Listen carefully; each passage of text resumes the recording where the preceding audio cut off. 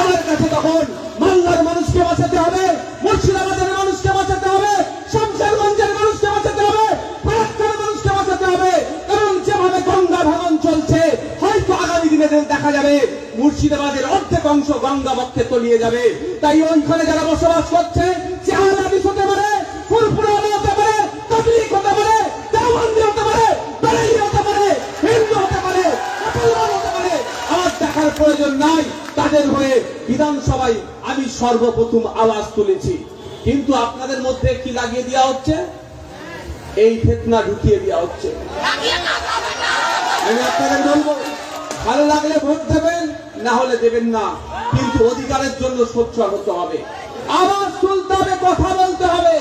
যদি আওয়াজ তোলা বন্ধ করে দেন, কথা বলা বন্ধ করে দেন, তাহলে দেখবেন আপনাদের উপরে জুলুম অত্যাচার আরো বাড়তে থাকবে। তাই বন্ধুগণ, আজকে আমি এসেছি আপনাদের এলাকায়। বেশ কিছুদিন আগে এপ্রিল মাসে সম্ভবত একটা পরিকল্পিতভাবে অশান্তি তৈরি করা হয়েছে। আমি বলছি পরিকল্পিতভাবে অশান্তি তৈরি করা হয়েছে, সাধারণ মানুষকে এই অশান্তির আগুনে জ্বালানো হয়েছে। তাই আমাদেরকে সজাগ সতর্ক থাকতে হবে। বন্ধুগণ, আজকে আমাদের অধিকার সমাবেশে বেশ কিছু দাবি আছে, সেই দাবির উপরে চর্চা করব, তারপরে একটু ঔষধ দেব। অসুবিধা হবে নাকি? আমি ঔষধ দিই বলে আমার নামে 18টা মামলা দিয়েছে। আমাদের ইসলাম সে একটু ঔষধ দিয়েছে, গায়ে লেগে গেছে, থানায় তুলে নিয়ে ডেকে 10 ঘন্টা বসে রেখেছিল। ও নাকি বলেছিল কি জানি না, তবে আমি একটা কথা বলে দিই, কিছু পুলিশ দালাল হয়ে গেছে। এখানে আইসি বলছি, সাইবার ক্রাইমের যিনি আছেন তাকে বলছি, আপনাদের আব্বার আব্বা মানে দাদু ভাই এসপি বলবেন আমার একটা পছন্দ মিলাতে। আমি বলে যাচ্ছি, এখানে কিছু পুলিশ দালাল হয়ে গেছে, দালালি করছে, আরএসএস এর দালালি করছে, বিজেপির দালালি করছে, দালালি করছে। ওই দালালগুলোর বিরুদ্ধে আমাদের লড়াই চলবে। এটা আমি বলার জন্য, এখানে কেউ ফেসবুকে লিখেছিল, তাই তাকে তুলে গিয়ে থানায় ঝাড় দিয়েছে। আমি তো অন ক্যামেরা বলছি, এত মানুষ ক্যামেরা করছে। পুলিশ মন্ত্রীর ক্ষমতা থাকলে আমার একটা প্রশ্ন, নরম জায়গা পেয়েছো, খুব কি পেয়েছো না? দালালকে দালাল বলবো না, কি বলবে? ভালো লোক। চোরকে কি বলবো আমরা? আমাদের গঙ্গা ভাঙনের রোধের জন্য যে টাকাগুলো এসেছে, যারা খেয়েছে তাদেরকে কি বলবো আমরা? আর তাদের খাওয়াতে যে পুলিশগুলো সহযোগিতা করছে, তারা ডবল চোর। কি? তারা ডবল চোর। এটা আমার দায়িত্ব, আমি বলছি। এই ভুল হয় যদি বলবেন এই পুলিশকে আর ওই নেতাগুলোকে বলবেন আমার নামে মামলা দিতে। আমার নামে অলরেডি 18খানা মামলা আছে। কটা? 18টা মামলা আছে, তাও আমাকে আটকাতে পারেনি। আমি মানুষের জন্য কথা বলতে এসেছি। দলিত, আদিবাসী, হিন্দু, মুসলমান নির্বিশেষে সে যেই মাসলাকে বিশ্বাস হোক না কেন, কেউ আহলে হাদিস মাসলাকে বিশ্বাস হতে পারে, কেউ ফুলপুরা মাসলাকে বিশ্বাস হতে পারে, আহলে সুন্নাত ওয়াল জামাতের মতদর্শ হতে পারে। যার যে মতদর্শে বিশ্বাস করছে করুন, তো প্র্যাকটিসের ধরন আলাদা হতেই পারে, কিন্তু আমি মানুষের জন্য কথা বলে যাব। তাতে 18টা কেন, যদি আমার নামে 180টা কেস দেয়, তাও আমার মুখ বন্ধ হবে না। আজকে যে আমাদের অধিকার সমাবেশের প্রথম যে দাবিটা, ভিন রাজ্যে পরিযায়ী শ্রমিকদের উপরে যে অত্যাচার হচ্ছে, জুলুম হচ্ছে, নির্যাতন হচ্ছে, এই বন্ধের জন্য আমাদের আজকে অধিকার সমাবেশ। আপনারা বলুন, আমাদের রাজ্যে কাজ আছে? আমাদের রাজ্যে কাজ অল্প থাকলেও কাজের মূল্যায়ন হয় না। অর্থাৎ এখানে যারা বিড়ি বাঁধেন, কেউ যেন মুফতি সাহেবরা আমাকে ফতোয়া দিতে যাবেন না। জ্বালা অনেক, জানেন তো ভাই, জ্বালা অনেক। নওশাদ সিদ্দিকী কিছু বললে মুফতি সাহেবরা ফতোয়া দেবে, আর শুভেন্দু অধিকারী কিছু বললে তখন দিদির চোখে হয়তো তাদের মুখে থাকে। দিলীপ ঘোষ যে মুসলমানদেরকে মেরে বাংলাদেশে তারা কথা বলছে, বাংলায় কথা বললে নাকি বাংলাদেশি বলছে, তাদের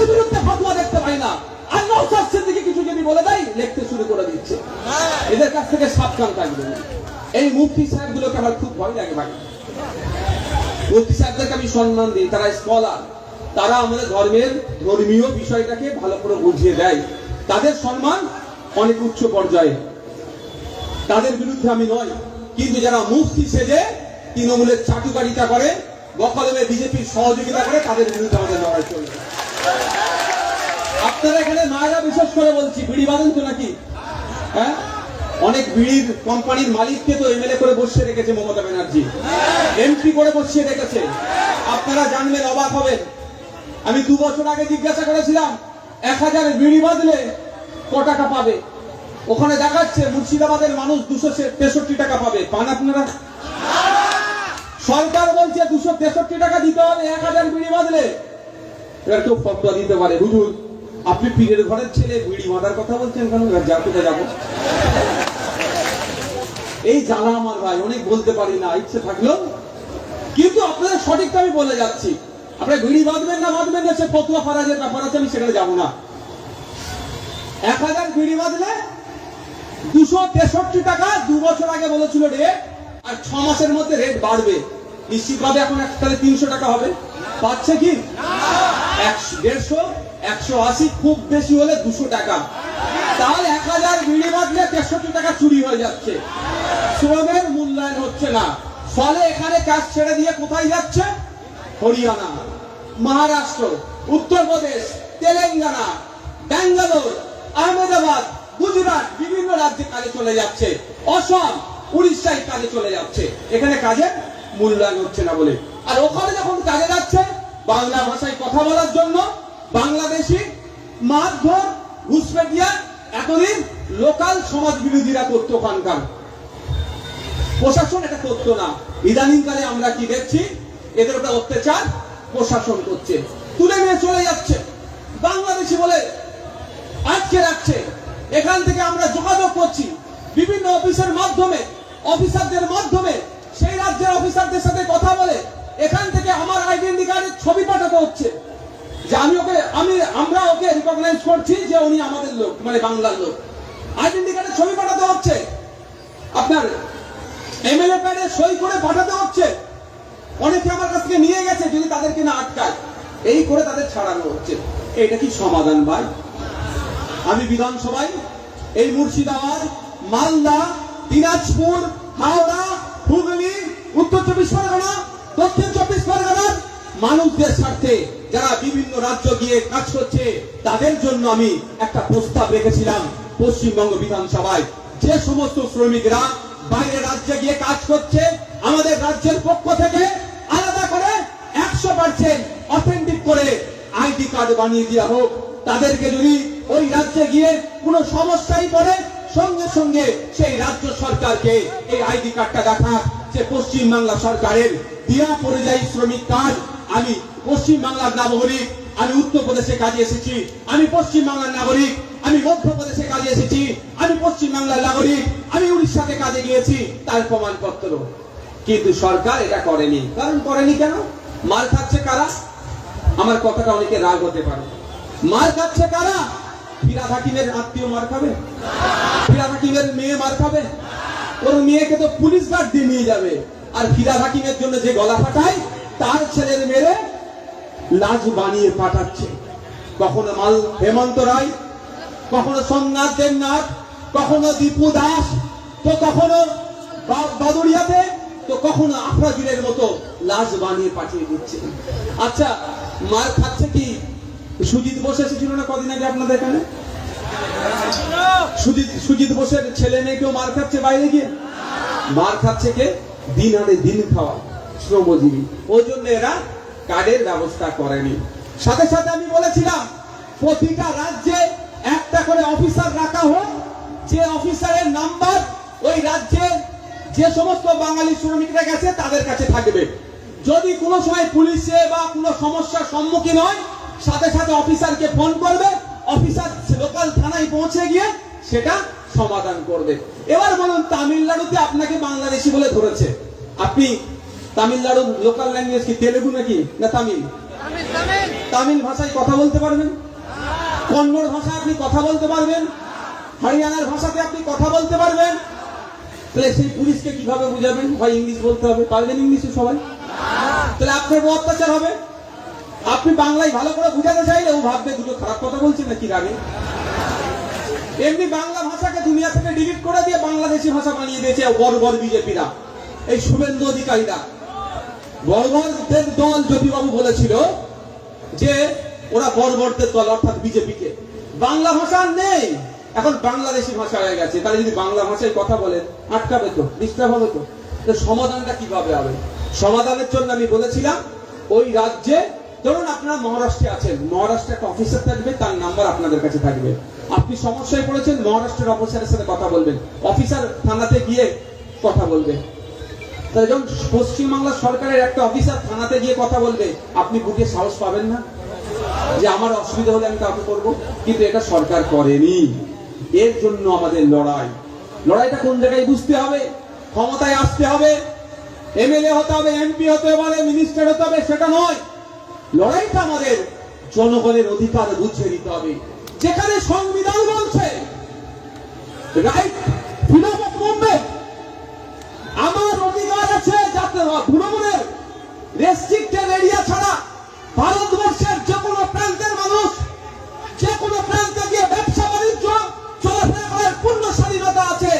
তাহলে সেখানে সংবিধানের 8 শিডিউলে বলা আছে যে 22টা ভাষার কথা উল্লেখ আছে। বাংলা সেখানে জলজল করছে, তাহলে বাংলা ভাষায় কথা বলার জন্য কেন আক্রমণ হচ্ছে?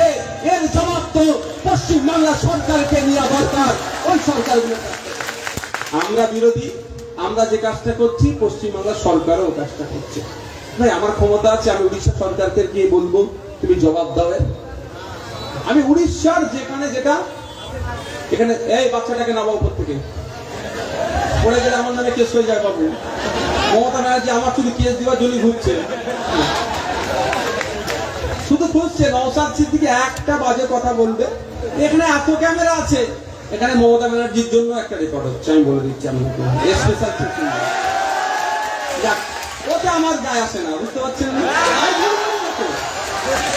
আমি আমার নাম ধাম বাড়ানোর জন্য আমি বক্তব্য দিই না, আমি সমস্যা নিয়ে কথা বলি, পয়েন্টে পয়েন্টে কথা বলি। ওদের যদি জয়েন্টে জয়েন্টে গাথা করে আমি কি করতে পারি, তা আমার দোষ কি? যাক ফিরে আসি। তো আমরা বারবার কথা বলছি যে বাংলা ভাষায় কথা বলার জন্য অন্য রাজ্যে আমাদের শ্রমিকদের উপরে আক্রমণ হচ্ছে। সমাধান কিভাবে হবে? সমাধানের প্রথম সূত্র আমি বলছি, যদি আমি এটা পক্ষে নয় কিন্তু বলতে আজকে বাধ্য হচ্ছি। উড়িষ্যায় বাঙালি শ্রমিকদের উপর আক্রমণ হচ্ছে। উড়িষ্যায় কত হাজার বাঙালি শ্রমিক থাকে জানেন? সরকারের দেওয়া তথ্য অনুযায়ী এই 30,000 মতো, 30,000 মতো বাঙালি শ্রমিক উড়িষ্যাতে কাজ করছে। আর উড়িষ্যার উড়িয়া পশ্চিমবাংলায় কত থাকে জানেন? 3 লাখ। আমরা থাকি 30,000 আর ওরা থাকে 3 লাখ। আমাদের সরকার যদি উড়িষ্যার সরকারকে একবার এইভাবে বলে, যদি 30,000কে তোমরা নিতে সহ্য না করতে পারো, তোমার 3 লাখকে কিন্তু আমি পুশব্যাক করবো। আমার 30,000কে তুমি সহ্য করতে পারছো না, ফিরিয়ে নিয়ে চলে আসবো, তোমার 3 লাখকে কিন্তু আমি ফেরত পাঠিয়ে দেবো। তাহলে 24 ঘন্টা সময় যাবে না, বাঙালি শ্রমিকদের উপর অত্যাচার বন্ধ হবে না? কিন্তু অত্যাচার কার উপরে হচ্ছে? আব্দুল করিমের উপরে হচ্ছে, হ্যাঁ, মুরমুর উপরে হচ্ছে, হাঁসদার উপরে হচ্ছে, বাউরি সমাজের মানুষের উপরে হচ্ছে, পিছিয়ে বর্গের হিন্দু মুসলমানের উপরে হচ্ছে, অর্থাৎ গরিব মানুষের উপরে হচ্ছে। ওই জন্য শহরের বাবুদের আর অসুবিধা হচ্ছে না। জানেন কি বলুন তো? পাশে বসিয়ে একটা প্রেস কনফারেন্স করে দেবো, ওটাতেই তো ভোট পেয়ে যাবে। কিন্তু আপনাদেরকে সজাগ সতর্ক থাকতে হবে। আপনাদেরকে বলতে হবে, সংবিধানের 131 নম্বর ধারায় বলা আছে, রাজ্য রাজ্য কোনো বিষয়ে সংঘাত হলে, রাজ্য কেন্দ্র কোনো বিষয়ে সংঘাত হলে সুপ্রিম কোর্টে গিয়ে মামলা করা যায়। আমার রাজ্য সরকার যদি বাঙালিদের উপর আক্রমণ বন্ধ করতে না পারে, সেই রাজ্যের সাথে কথা বলে সোজা চলে যাক সুপ্রিম কোর্টে, 131 নম্বর ধারাকে সামনে রেখে মামলা করুক। সুপ্রিম কোর্ট প্রত্যেকটা রাজ্যকে নির্দেশ দেবে, বাংলায় যারা কথা বলছে তাদের অত্যাচার বন্ধ। ওটা করেছে, ওটা করেছে। আপনার এখানকার যিনি এমপি আছেন জিজ্ঞাসা করবেন, কে আছে তাকে জিজ্ঞাসা করবেন।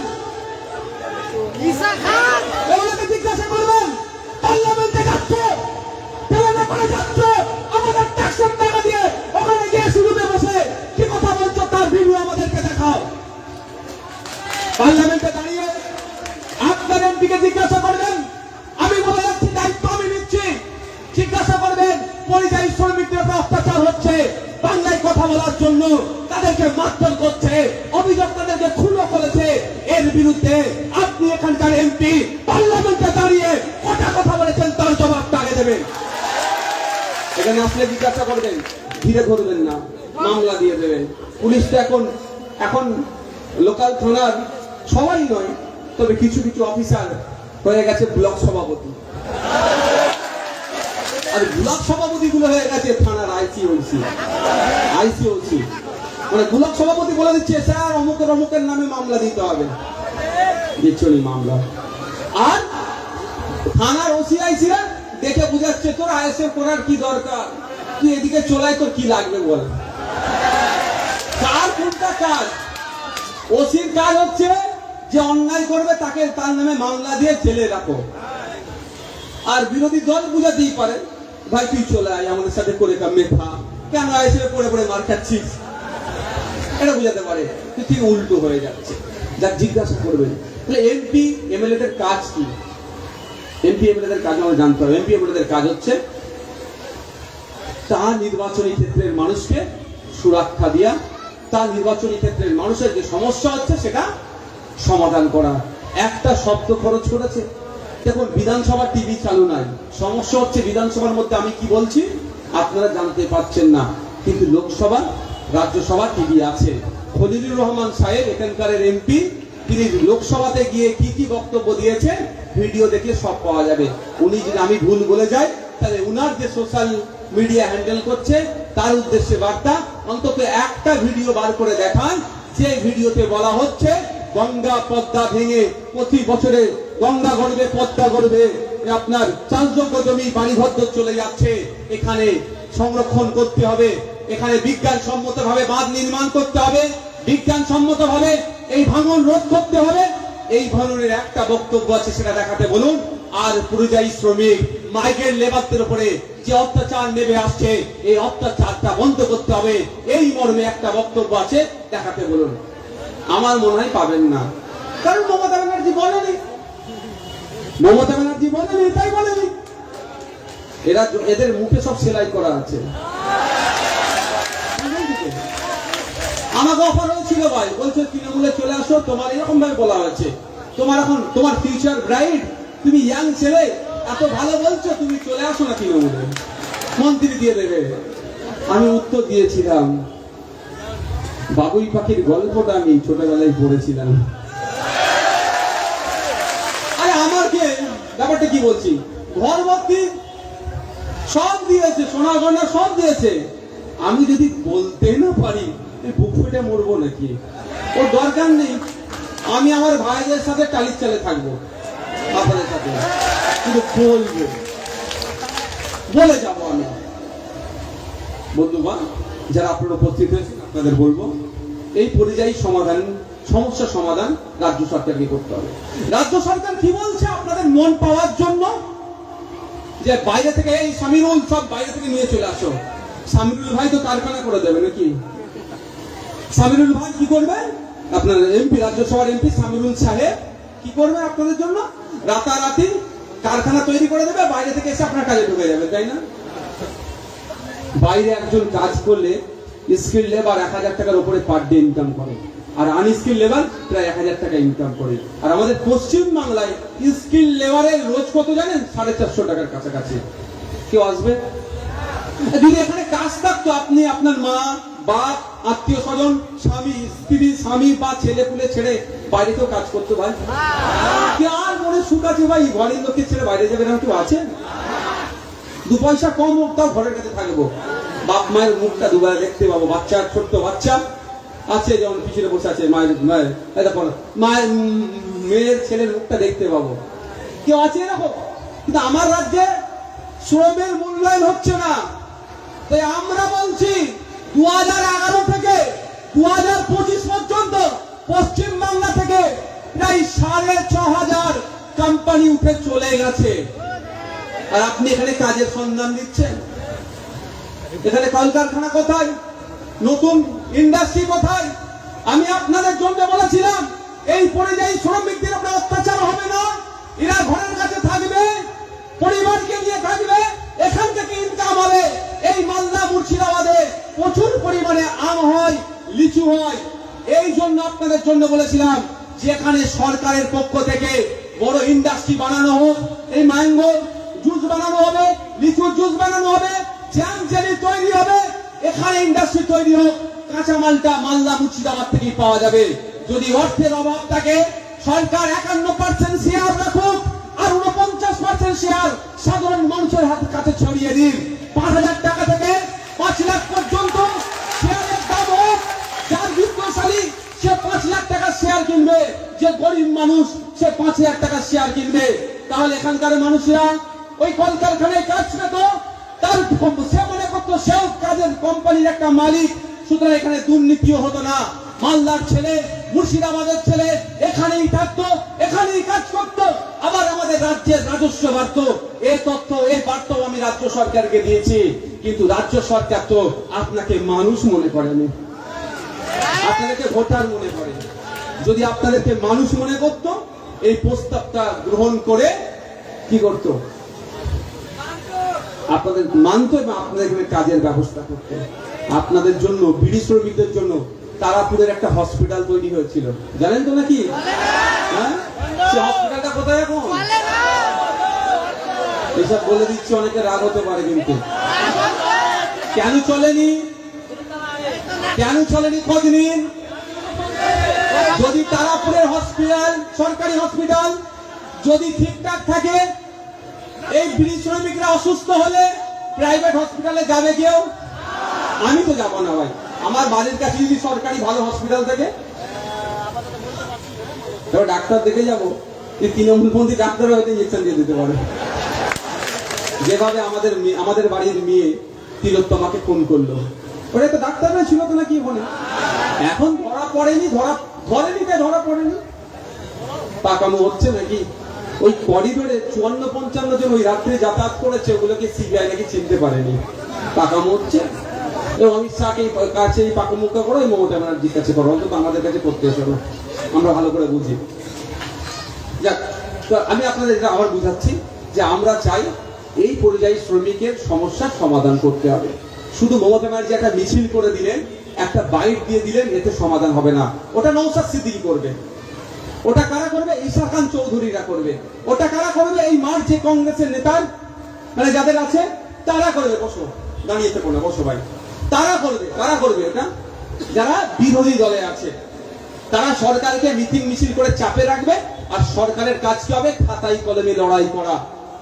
সেটা সরকার না করে মিছিল করছে। আর আপনারা ভাবছেন সত্যিকারের তো মমতা ব্যানার্জি আমাদের কত কথা ভাবে। দেখো, আমাদের ভাইদেরকে, মালদা মুর্শিদাবাদের লোকেদেরকে উত্তরপ্রদেশ হরিয়ানাতে মারছে, এটাকে মমতা ব্যানার্জি মিছিল করছে।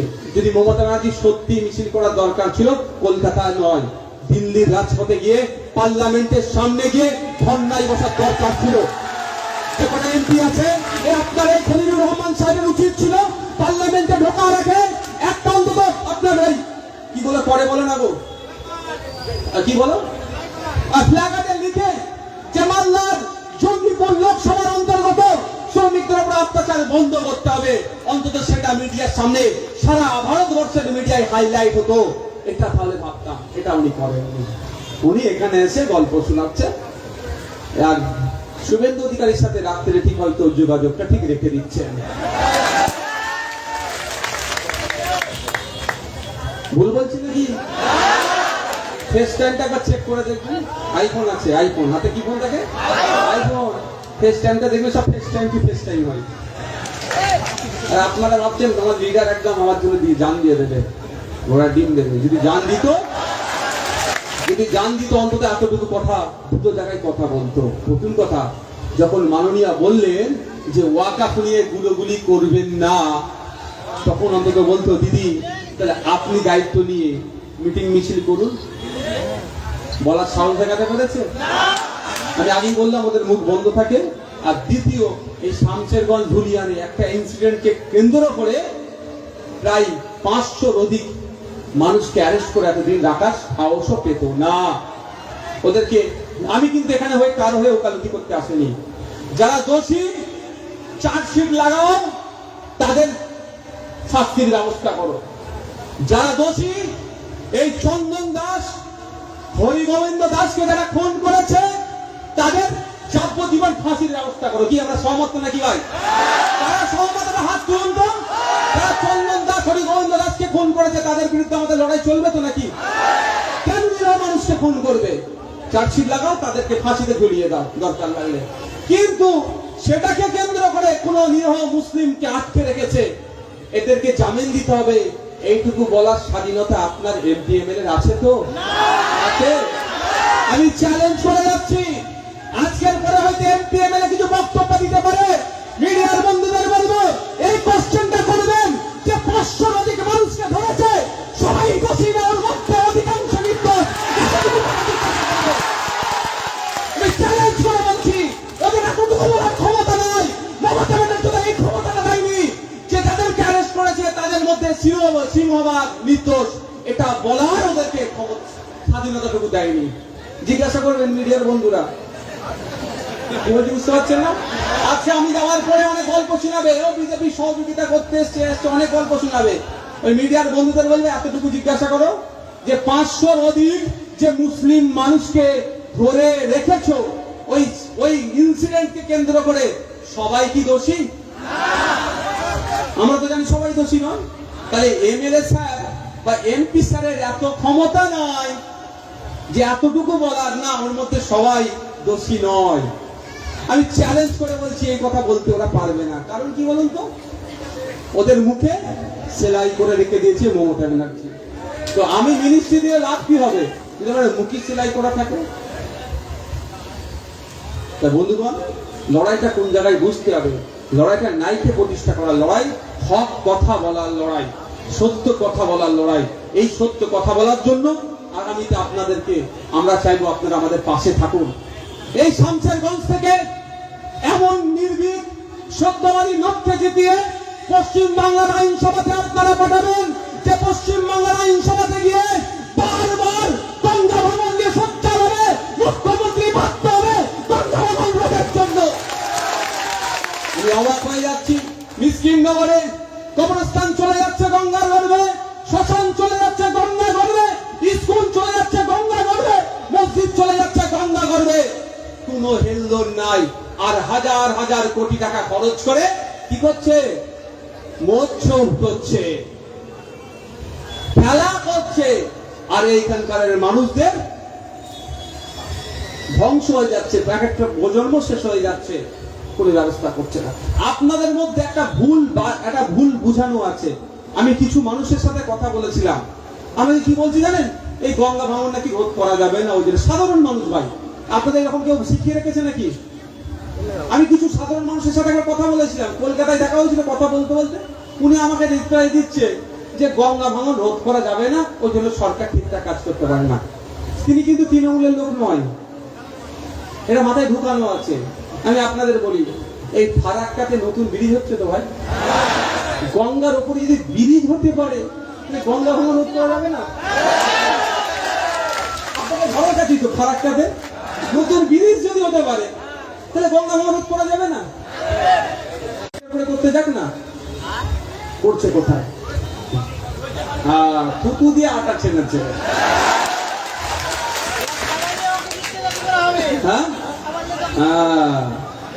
এবার বলছি, 500 বস্তা যদি সত্যিকারের বালির বস্তা দেয়, ওরা লিখবে 5 লক্ষ বস্তা বালি দিয়েছে। আমার হাতে কিছু প্রমাণ এসেছে, আগামী দিনে বলবো। এই খলিলুর রহমান স্যারকে জবাব দিতে হবে, আমি শুনিয়ে যাচ্ছি।